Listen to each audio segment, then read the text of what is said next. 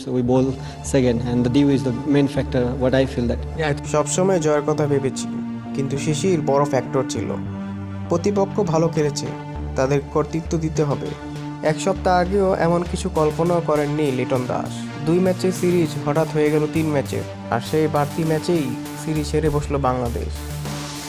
আরব আমিরাতের বিপক্ষে 2-1 ব্যবধানে সিরিজ হারল লিটন দাসের দল।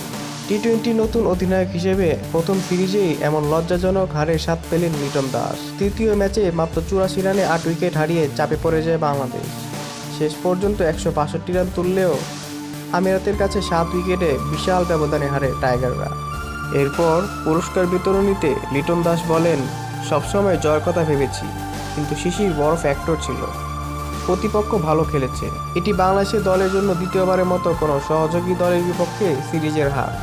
প্রথমটি ছিল আমেরিকার বিরুদ্ধে।